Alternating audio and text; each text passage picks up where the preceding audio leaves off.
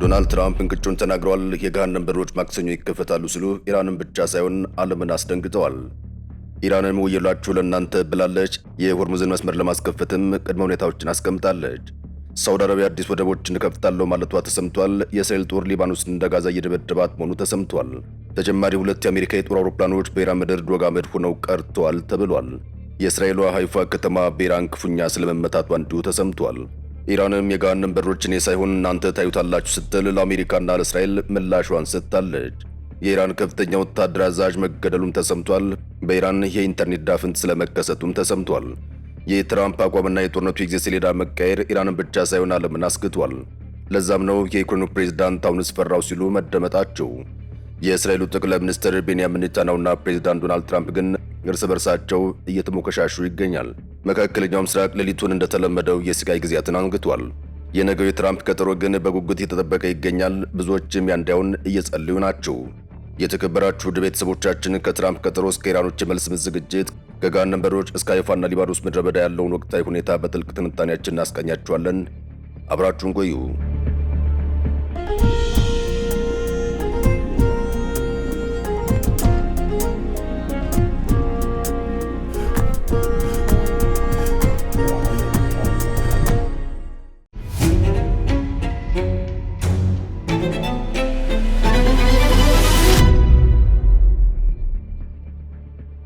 የአሜሪካው ፕሬዝዳንት ዶናልድ ትራምፕ ኢራንን ብቻ ሳይሆን መላውን ዓለም ግራ እንዳጋቡና እንዳወዛገቡ ቀጥለዋል። ብዙዎች አሁንስ ማስጠንቀቂያ የሚራዘም አይመስልም እያሉም ይገኛል። ፕሬዝዳንት ትራምፕ ኢራንን ከማክሰኞ በፊት የሆርሙዝ መሸጥን የማትከፍት ከሆነ አገሪቱን ሲኦል እንደሚያደርጉ አስነዋሪ ቃላትን በመጠቀም አስጠንቅቀዋል። ፕሬዝዳንቱ በትሩዝ ማህበራዊ መገናኛ ገጻቸው ላይ ባሰራጩት መልእክታቸው ላይ የኢራን ባለስልጣናት ወሳኙን የባህር መተላለፊያ ካልከፈቱ የኢራን ሲቪል መሰረተ ልማቶች ላይ ኢላማ እንደሚያደርጉ ዝተዋል። ፕሬዝዳንቱ ለኢራን ያስቀመጡት የጊዜ ገደብ ሰኞ ዕለት ሊያበቃ በተቃረበበት ወቅት ነው። ፕሬዝዳንቱ በማህበራዊ ሚዲያ ገጻቸው ላይ ማክሰኞ የኃይል ማመንጫዎችና የድልድዮች ቀን ይሆናል ሲሉ ተደምጠዋል። በኢራን ውስጥ ሁሉም ነገር በአንድ ጊዜ ይጠናቀቃል። ያንን ጥቃት የሚመስል አይኖርም። እናንተም ሆርሙዝን ክፈቱ፣ አሊያም በሲኦል ውስጥ ትኖራላችሁ፣ ታዩታላችሁ፣ ምስጋና ላላህ ይሁን ሲሉም አነጋጋሪ መልእክት አስተላልፈዋል። ፕሬዝዳንት ትራምፕ በኢራን ላይ ጥቃት ከተጀመረበት የካቲት 21 2018 ዓ.ም ጀምሮም በተለያዩ ጊዜያት ማስጠንቀቂያና የጊዜ ገደብ ሲሰጡ ቆይተዋል። መጋቢት 12 ቀን 2018 ዓ.ም ኢራን በ48 ሰዓታት ውስጥ የሆርሙዝ መጠን ካልከፈተች ከትልቁ ጀምሮ ያሏትን የኃይል ማመንጫዎች ፍርስርሳቸው ጣል ብለው ዝተው እንደነበር አይዘነጋም። ከ2 ቀናት በኋላ ከኢራን ጋር በጣም ጥሩና ውጤታማ ንግግር መደረጉ በመግለጽ የጥቃቱን ቀነ ገደብ በ5 ቀናት አራዘሙት። ሶስተኛው መጋቢት 18 2018 ዓ.ም ደግሞ በኢራን የመንግስት ጥያቄ መሰረት የኃይል መሰረተ ልማቶቿን የማጥቃት ቀነ ገደባቸውን በ10 ቀናት ማራዘማቸውን ሰኞ መጋቢት 28 ቀን የመጨረሻ ቀን አደረጉ። የ48 ሰዓታት ማስጠንቀቂያ የሰኞ ቀነ ገደብ በተቃረበበት በዚህ ጊዜ ፕሬዝዳንቱ ቅዳሜ ዕለት በኢራን ላይ ማት ከማዝረባቸው በፊት የ48 ሰዓታት እንደቀጠሩም አስጠንቅቀው ነበር። አዲሱ ማስጠንቀቂያ አስነዋሪ ቃላትን በመጠቀም በማህበራዊ መገናኛ ገጻቸው ላይ ሆርሙዝን በቀሩ ሰዓታት ውስጥ የማትከፍት ከሆነ ኢራን ሲኦል እንደምትሆን ዝተዋል። አሜሪካውያን የአየር ኃይል አባል ለማዳን በተካሄደው ዘመቻ ውስጥ ተሳታፊ የነበሩ 2 የአሜሪካ የትራንስፖርት አውሮፕላኖች መውደማቸውንም ኒውዮርክ ታይምስ አስነብቧል። ጠፍቶ የነበረውን አሜሪካን ለማስወጣትም በመቶዎች የሚቆጠሩ የልዩ ኃይል አባላት ተሰማርተው የነበረ ሲሆን ከኢራን ኃይሎች ጋር የተኩስ ልውውጥ ተደርጓልም ነው የተባለው። ጋዜጣው አንድ የአሜሪካ ወታደራዊ ባለስልጣን ጠቅሶ እንደዘገበው ኮማንዶዎቹና ፓይሎቶቹን ከኢራን ለማስወጣት የተሰማሩ ወታደራዊ መጓጓዣ አውሮፕላኖች ኢራን ውስጥ ባሉበት ቀርተዋል ሲሉ ተደምጠዋል። ይህን ተከትሎም ከተልእኮ በኋላ የአሜሪካ ወታደሮች ከፓይሎቱ ጋር በሌሎች 3 አውሮፕላኖች እንዲወጡ መደረጋቸውን ብሎ መንቀሳቀስ ያልቻሉ የትራንስፖርት አውሮፕላኖች በኢራን እጅ እንዳይገቡ በሚል እንዲወድሙ መደረጋቸውን ባለስልጣኑ ተናግረዋል። አንድ የኢራን መረጃ ምንጭ እንዳስታወቀውም አንድ ሲ-130 የአሜሪካ አውሮፕላን ኢስፋሃን ከተባለ የአገሪቱ ክፍል በስከ ደቡብ በኢራን ፖሊስ ኮማንዶ ክፍል ተመትቶ ወድቋል ሲል ገልጿል። የኢራን እስላማዊ አብዮታዊ ዘብ ባወጣው መግለጫው አሜሪካ ተመትቶ የወደቀው ፓይለቷን ለማዳን አውሮፕላኖችን ባሰማራችበት ጊዜም የአገሪቱ የተለያዩ ወታደራዊ ክፍሎች በቅንጅት በወሰዱት እርምጃ የጠላት አውሮፕላን ወድሟል፣ አሜሪካም በድጋሚ ውርደትን ተከናንባለች ሲል ተደምጧል። የኢራን ጦር ተመትቶ የወደቀውን የኤፍ-15 አውሮፕላን አባል ለማዳን አሜሪካ ባካሄደችው ዘመቻ ወቅት ብላክ ሃውክ ሄሊኮፕተርና ሲ-130 ወታደራዊ የትራንስፖርት አውሮፕላን ጨምሮ የጠላት ወራሪ አውሮፕላኖች ተመትተዋል በማለት 2 የአሜሪካ የአየር ኃይል በራሪዎች ላይ ጥቃት መፈጸሙን አስታውቋል።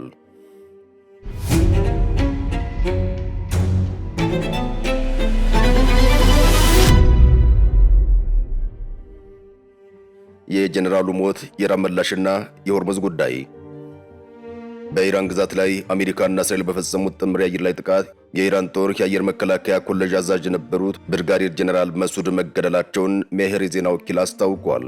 የጀነራሉ መገደል በኢራንና በአሜሪካ እስራኤል ጥምረት መካከል ያለው ወታደራዊ ውጥረት እጅግ አደገኛ ወደሆነ ምዕራፍ መሸጋገሩን የሚያሳይ ሆኗል እየተባለ ይገኛል። ብርጋዴር ጀነራል መሱድ ዛሬ የኢራን አየር መከላከያ አቅም በማሳደግ ስትራቴጂካዊ የጦር ዘዴዎችን በመቀየስና ዘመናዊ ቴክኖሎጂዎችን የሚረዱ አዳዲስ የጦር መኮንኖችን በማሰልጠን ረገድ ከፍተኛ ሚና የነበራቸው ቁልፍ ወታደራዊ መሪ እንደነበሩም ተገልጿል። የአገሪቱን የአየር መከላከያ ማዕከል ያደረገው ይህ ጥቃትም የኢራንን የአየር ላይ ከለላ አቅም ለማዳከም ሆን ተብሎ የተወሰደ ስትራቴጂካዊ እርምጃ መሆኑን ያሳያል። ይህ ጥቃት የተፈጸመው አሜሪካና እስራኤል የኢራን ቁልፍ ወታደራዊ የነዳጅና የኒውክሌር መሠረተ ልማቶች ኢላማ እንደሚያደርጉ በተደጋጋሚ ሲያስጠነቅቁ በቆዩበት ወቅት ነው።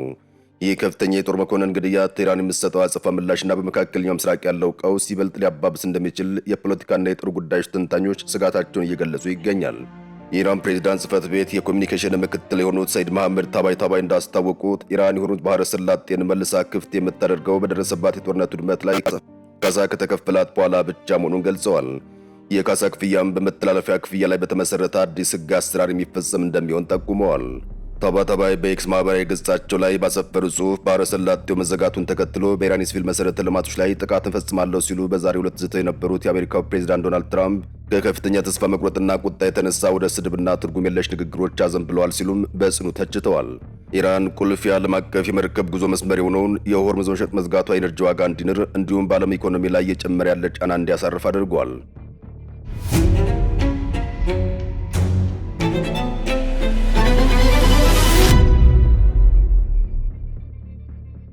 የኦማን ዲፕሎማሲያዊ ጥረት ወሽመጡን ከኢራን ጋር የምትጎራበተው ኦማን የውጭ ጉዳይ ሚኒስትር በኤክስ ገጻቸው ላይ ባጋሩ ጽሑፍ ከቴህራን ባለስልጣናት ጋር ንግግር እየተደረገ መሆኑን ገልጸዋል። እንደ መስሪያ ቤቱ ገለጻ ከሆነ የኢራን ምክትል የውጭ ጉዳይ ሚኒስትርና ኦማን ተገናኝተው በወሽመጡ በኩል የተሳለጠ የመርከቦች ጉዞ ሊረጋገጥ የሚችልባቸው አማራጮችን በተመለከተ ተወያይተዋል ነው የተባለው። ከሁለቱም ወገኖች የተውጣጡ ባለሙያዎችን ያካተተ እንደሆነ የገለጸው የኦማን የውጭ ጉዳይ ሚኒስትር መተላለፊያውን በተመለከተም በርካታ ራዕዮችና እቅዶች እንደቀረቡ አስታውቋል።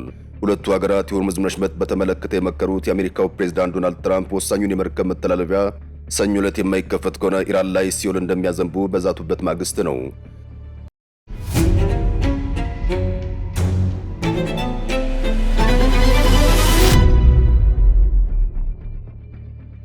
የኢንተርኔት ዳፍንት በኢራን የኢራን ግንኙነት መቋረጥ ዓለም አቀፍ ደረጃ የተደረገ ረጅሙን የኢንተርኔት መዘጋት ሆኖ መመዝገቡን የኢንተርኔት ክትትል ቡድኑ ኔትብሎክስ አስታውቋል። የኔትብሎክስ መረጃ እንደሚያመላክተው ኢራን ውስጥ ኢንተርኔት ከተቋረጠ 37ኛ ቀኑን የያዘ ሲሆን ከ964 ሰዓት በላይ ለሚሆን ጊዜም ኢራናውያን ከኢንተርኔት ውጭ ሆነዋል ተብሏል። በኢራን ከውጭ ዓለም ጋር የሚደረግ የኢንተርኔት ግንኙነት ከመደበኛ ሁኔታ ሊኖር ከሚገባው 1% ብቻ ቀጥሏል ነው የተባለው። ኔትብሎክስ እንደገለጸው በአሁኑ ሰዓት የኢራን ኢንተርኔት መቋረጥ በየትኛውም ሀገር ከተመዘገቡ የሀገር አቀፍ የኢንተርኔት መዘጋቶች ሁሉም እጅግ ረጅም ሆኖ ተመዝግቧል። በኢራን ያለው ኢንተርኔት ሁኔታ ከዚህ ቀደም ከተመዘገቡት ተመሳሳይ ክስተቶች ሁሉ የከፋ ስለመሆኑም ተመላክቷል። ይሁን እንጂ የተወሰኑ ባለስልጣናት፣ የመንግስት ደጋፊ የሆኑ ተጠቃሚዎችና ጋዜጠኞች አሁንም ያልተገደበ ኢንተርኔት አቅርቦት እንዳላቸው ቢቢሲ ተረድቷል። ሌሎች ደግሞ ኢንተርኔት ለማግኘት በርካታ ገንዘብ እየከፈሉ ስለመሆናቸውም ተመላክቷል። የተወሰኑ ሰዎች እንደ ስታርሊንክ ያሉና ሌሎች ዘዴዎችን በመጠቀም የሳተላይት ኢንተርኔት ማግኘት ችለዋልም ነው የተባለው። በዚህ መንገድ ኢንተርኔት ማግኘት ግን መዘዙ የከፋ ነው። ኢራን ውስጥ የመስክን ስታርሊንክ መጠቀም አለያም ይዞ መገኘት እስከ 2 ዓመት ድረስ ያሳስራል ነው የተባለው። የአገሪቱ ባለስልጣናት የሳተላይት ኢንተርኔት የሚጠቀሙ ሰዎችን ለማደን ክትትል ያደርጋሉ ስለመባሉም ተሰምቷል። እንደ ኢራን መገናኛ ብዙሃን ዘገባ ጦርነቱ ከተጀመረበት ጊዜ አንስቶም በመቶዎች የሚቆጠሩ የስታርሊንክ የኢንተርኔት መሳሪያዎች ተይዘዋል። ይህ በእንዲህ እንዳለ በኢራንና በአሜሪካ መካከል ያለው ጦርነት በከረረበት በዚህ ወቅት የኢራን አቃቢ ሕግ በአገሪቱ ፖለቲከኞችና ታዋቂ ግለሰቦች ላይ ጠንካራ ማስጠንቀቂያን አስተላልፏል። አቃቢ ሕጉ ባወጣው መግለጫ ላይ ማንኛውም ፖለቲከኛና ከስልጣን ገደብ ውጭ አስተያየት ከመስጠት እንዲቆጠብ፣ ከሀገራዊ ጥቅም ከአንድነትና ከማህበራዊ ትስስር ጋር የሚጋጩ ንግግሮችን እንዳያደርግ አዟል። ይህ እርምጃ የተወሰደው በቅርቡ አንዳንድ የፖለቲካ ሰዎች በሀገር ውስጥ ፖሊሲና በዋና ዋና ብሔራዊ ጉዳዮች ላይ የሰነዘሩትን አስተያየት ተከትሎ እንደሆነም ተገልጿል። መግለጫው አክሎም ሀገሪቱ አሁን ባለችበት እጅግ አስከፊና አስቸጋሪ ሁኔታ ውስጥ ሁሉም ታዋቂ ግለሰብ ለብሔራዊ ደህንነት ቅድሚያ እንዲሰጥና አንድነትን ለመጠበቅ እንዲረዳ ጥሪ አቅርበዋል። ከጦርነት ጋር በተያያዘ የሚሰጡ ማናቸውም አስተያየቶች ሀገሪቱን መረጋጋት የሚጎዱ ሆነው ከተገኙም ሕጋዊ እርምጃ እንደሚወሰድ የተጠቆመ ሲሆን ይህም በጦርነቱ ወቅት በሀገር ውስጥ የሚነሱ ተቃውሞችን ወይም የተለዩ ድምጾችን ለመቆጣጠር የታለመ ስለመሆኑም ተነግሯል።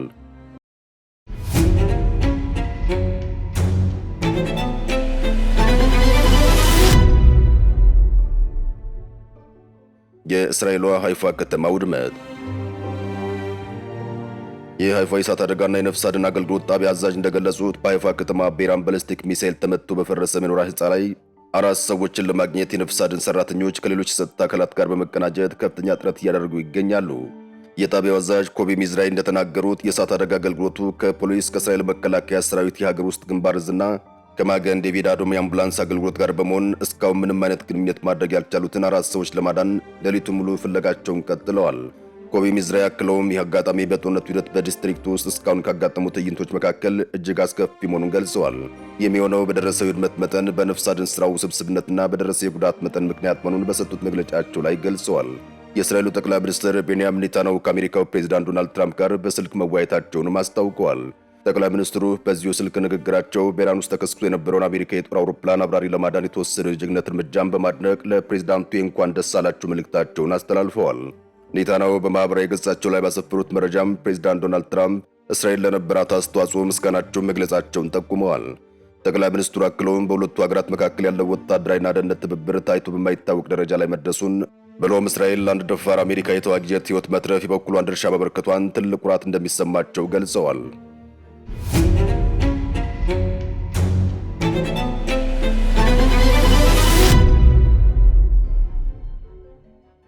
የዘለንስኪ ፍርሃት።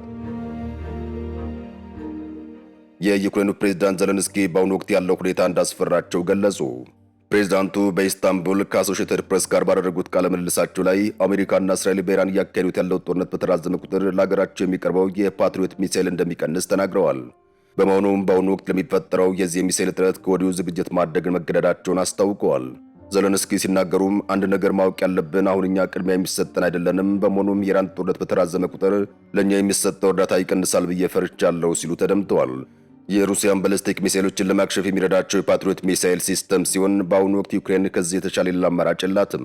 ፕሬዝዳንቱም በቂ የፓትሪዮት ሚሳኤል አቅርቦት እያገኙ ያለመሆኑን ጠቅሰው የኢራን ጦርነት ከቀጠለ ይህ መጠኑ እያነሰ እንደሚሄድ አስረድተዋል። አሜሪካ ያላት የፓትሪዮት ሚሳኤልና የማምረት አቅሟም የተወሰነ በመሆኑ አውሮፓውያን አጋሮቻቸውን ሚሳኤል በመግዛት እንዲያቀርቡላቸውም ጥሪያቸውን አቅርበዋል።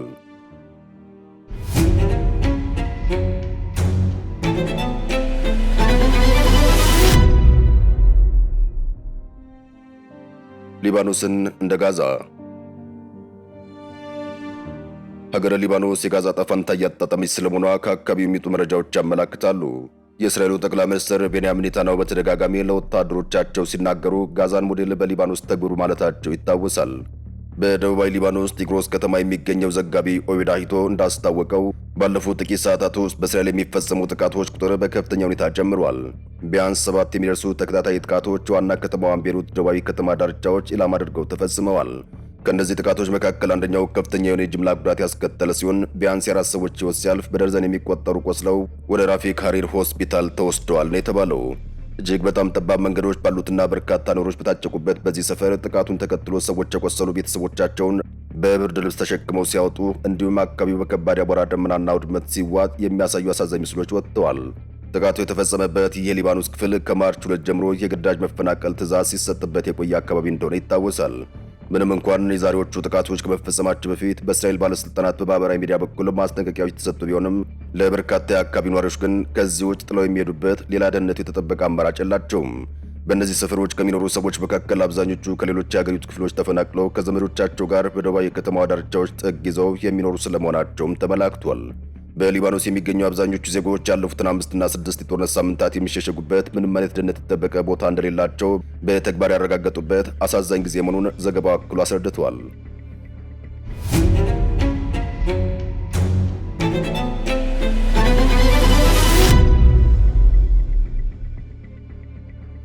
የኢሚሬቶች ፈተናና የሳውዲ አዲስ እቅድ። ጦርነቱ ከተቀሰቀሰበት ዕለት አንስቶም የተባበሩት አረብ ኤሚሬትስ ከኢራን የተተኮሱ በአጠቃላይ 507 ባሊስቲክ ሚሳኤሎችን፣ 24 ክሩዝ ሚሳኤሎችን እንዲሁም 2191 አጥቂ ሰው አልባ አውሮፕላኖችን ወይም ድሮኖችን መምታቷን የአገሪቱ መከላከያ ሚኒስትር በኤክስ ማህበራዊ ትስስር ገጹ ላይ በዛሬው ዕለት አውጥቷል። ሚኒስትሩ በመግለጫው እንዳብራራው እስካሁን በተፈጸሙ ጥቃቶች የሁለት ወታደራዊ አባላት ከጦር ኃይሉ ጋር በውል የሚሰራ አንድ የሞሮኮ ዜጋና አብዛኞቹ የውጭ ሀገር ዜጎች የሆኑ 10 ሰላማዊ ሰዎች ጨምሮ በአጠቃላይ 13 ሰዎች ሕይወት ማለፉን ገልጿል። ከዚህ በተጨማሪም በጥቃቱ ሳቢያ 217 ሰዎች ላይ የተለያዩ ጉዳቶች መድረሳቸውን መግለጫው አመላክቷል። ይሁን እንጂ ባሳለፍናቸው ጥቂት ሰዓታት ውስጥ ምንም አይነት አዲስ የሞት ሆነ የጉዳት ሪፖርት አለመመዝገቡን የመከላከያ ሚኒስትሩ አክሎ አረጋግጧል። ይህ በእንዲህ እንዳለ ሳውዲ አረቢያ አዲስ የመርከብ መዳረሻዎችን ለመክፈት ማቀዷን የሶማሌላንድ መንግስት እንደሚደግፈው አስታውቋል። የሳውዲ አረቢያ የወደብ አስተዳደር ባለስልጣን ትናንት ባወጣው መግለጫ ላይ 17 አዳዲስ የመርከብ መንገዶችን ለመክፈት መወሰኑን አስታውቋል። እነዚህ መንገዶችም የሳውዲ አረቢያን ወደቦች ወደ ተለያዩ የእስያ፣ የመካከለኛው ምስራቅና የአፍሪካ ሀገራት የሚያገናኝ መሆናቸውን አስረድቷል። የእነዚህ አዳዲስ የመርከብ መንገዶች መከፈትም ሀገሪቱ በ2030 የዓለም የሎጂስቲክ ማዕከል ለመሆን የወጠነችውን እቅድ ለማሳካት እንደሚጠቅማትም አስታውቋል። በዚህ እቅድ ውስጥ ባለስልጣናቱ ከጠሯቸው መዳረሻ ወደቦች መካከል በርበራ ይገኝበታል። የሶማሌላንድ የማሪታይም ሴኩሪቲ ኮኦርዲኔሽን ጽሕፈት ቤት ዛሬ ባወጣው መግለጫው ይህን የሳውዲ አረቢያ እቅድ እንደሚደግፍ አስታውቋል። በመግለጫው ይህ ውሳኔ በርበራ ወደብ በቀጠናው በዓለም አቀፍ ንግድ ውስጥ ትልቅ ጠቀሜታ ያለው መሆኑን የሚያሳይ ነው ያለው ባለስልጣኑም የወደቡን መሰረተ ልማት ለማሻሻል ደህንነቱን ለማረጋገጥ እያደረገ ያለው ጥረት ውጤት ማስገኘቱን አስረድቷል። በመሆኑም የሳውዲ አረቢያን እቅድ ለማሳካትና በትብብር ለመስራት ዝግጁ መሆኑን ገልጿል። ይህ ጉዳይም በቀጠናው ጂኦፖለቲካዊ ላይ አዲስ ውጥረትና አሰላለፍ ሊፈጥር እንደሚችል የፖለቲካ ተንታኞች ተናግረዋል። አሜሪካና እስራኤል ኢራን ላይ የከፈቱት ጦርነት ወደ ሁለተኛው ወር እየገሰገሰ ይመስላል። የትራምፕን አዲስ ዛቻ ተከትሎ መካከለኛው ምስራቅን ያዳረሰው ጦርነት ከቀጠናው ሊያልፍ እንደሚችል ስጋት ጭሯል። ጦርነቱ የጎዳው ኢራንን ብቻ አይደለም። የተባበሩት አረብ ኤሚሬትን፣ ኢራቅን፣ ባህሬንና ኩዌትን፣ ሳውዲ አረቢያና ኦማንን፣ አዘርባይጃንን፣ በወረራ ስር ያለችውን ዌስት ባንክን፣ ቆጵሮስና ሶሪያን፣ ኳታርና ሊባኖስን ገፈት ቀማሽ አድርጓቸዋል። ጦርነቱ ከቀጠናው ተሻግሮም ዓለምን የሚያዳርስ ሊሆን ይችላል የሚል ፍርሃት የተሰጋባውም ለዚህ ይመስላል። የተከበራችሁ ውድ ቤተሰቦቻችን አብራችሁን ስለሆናችሁ ከልብ እናመሰግናለን። ሰላም ቆዩልን።